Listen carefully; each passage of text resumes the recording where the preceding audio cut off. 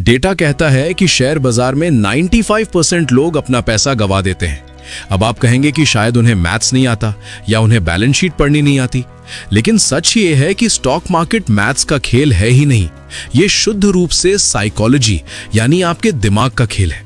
आज हम उस कड़वी सच्चाई के बारे में बात करेंगे कि आखिर हमारा अपना दिमाग ही हमारा सबसे बड़ा दुश्मन कैसे बन जाता है। नमस्कार दोस्तों, मैं हूं mister rich mind, professional finance background से। मैं और मेरी expert team mister rich mind YouTube channel के जरिए आपके पास लेकर आते हैं इन्वेस्टमेंट का वो डीप नॉलेज जो अक्सर आम लोगों तक पहुंच ही नहीं पाता।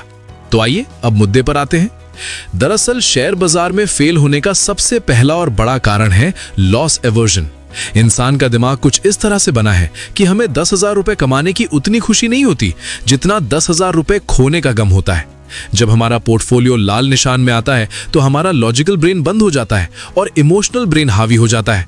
हम डर के मारे उस वक्त बेच देते हैं जब हमें असल में और खरीदना चाहिए था। 95% लोग यही मात खा जाते हैं, वो डर को मैनेज नहीं कर पाते। दूसरी बड़ी बीमारी है हर्ड मेंटालिटी यानी भेड़ चाल। आपने देखा होगा जब कोई शेयर 100 रुपए से 500 रुपए का हो जाता है तब जाकर आम आदमी को उसमें दिलचस्पी जागती है। क्यों? क्योंकि अब मोहल्ले के शर्मा जी भी उसकी बात कर रहे हैं और ऑफिस का कुलीग भी। हम तब एंट्री लेते हैं जब पार्टी खत्म होने वाली होती है। हम फोमो यानी फियर ऑफ मिसिंग आउट का शिकार हो जाते हैं। हमें लगता है कि सब कमा रहे हैं, बस मैं ही पीछे रह गया।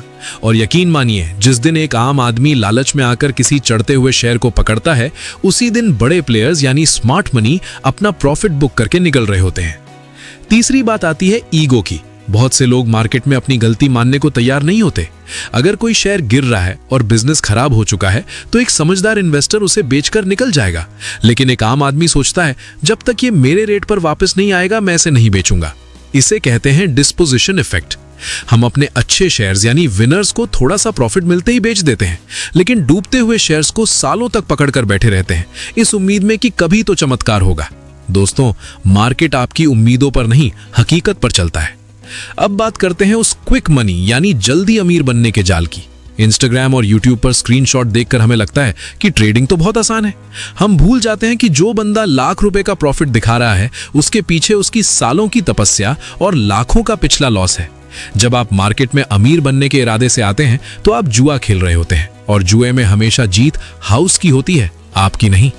95% लोग इसीलिए फेल होते हैं क्योंकि वो स्टॉक मार्केट को एक बिजनेस की तरह नहीं बल्कि लॉटरी की तरह देखते हैं। एक और बहुत ही दिलचस्प पॉइंट है कंफर्मेशन बायस। मान लीजिए आपने कोई घटिया शेयर खरीद लिया। अब आपका दिमाग सिर्फ वही खबरें ढूंढेगा जो उस शेयर के बारे में अच्छी हों। आप नेगेटिव खबरों को नजरअंदाज कर देंगे।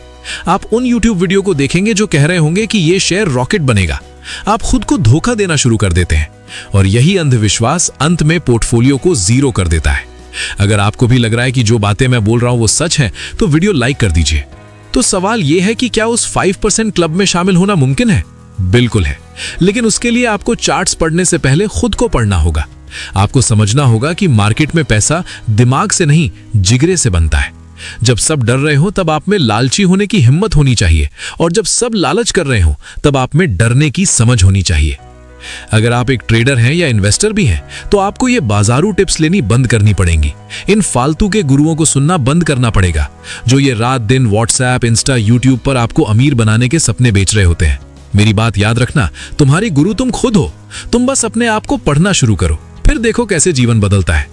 स्टॉक मार्केट में सफल होने का मंत्र बहुत बोरिंग है और शायद इसीलिए लोग इसे फॉलो नहीं करते, और वो मंत्र है अनुशासन यानी डिसिप्लिन और धैर्य यानी पेशेंस।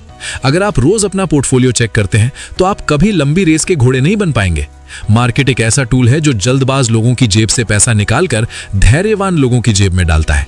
अगली बार जब आप कोई इन्वेस्टमेंट करें तो खुद से पूछिए, क्या मैं ये इसलिए खरीद रहा हूं क्योंकि मुझे कंपनी पर भरोसा है, या इसलिए क्योंकि मुझे डर लग रहा है कि मैं पीछे छूट रहा हूं? अगर जवाब डर या लालच है तो रुक जाइए। अपनी भावनाओं को अपने इन्वेस्टमेंट के आड़े मत आने दीजिए। याद रखिए, मार्केट में आपकी सबसे बड़ी जीत वो नहीं है जो आपने स्क्रीन पर देखी, बल्कि वो है जब आपने अपने डर पर काबू पाया। उम्मीद है कि साइकोलॉजी का ये सच आपको एक बेहतर इन्वेस्टर बनने में मदद करेगा।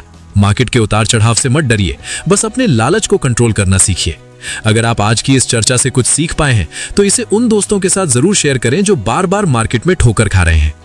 क्या आप चाहते हैं कि मैं आपकी इन्वेस्टमेंट जर्नी को प्लान करने में मदद करूं या किसी खास स्टॉक की साइकोलॉजी को डिकोड करूं? नीचे कमेंट्स में अपनी राय जरूर दीजिएगा। मिलते हैं अगले वीडियो में। और हाँ, अगर आपने अभी तक वीडियो लाइक और चैनल सब्सक्राइब नहीं किया तो कर दीजिए। इससे हमें ऐसी नॉलेज वाली वीडियो बनाने की प्रेरणा मिलती है। धन्यवाद।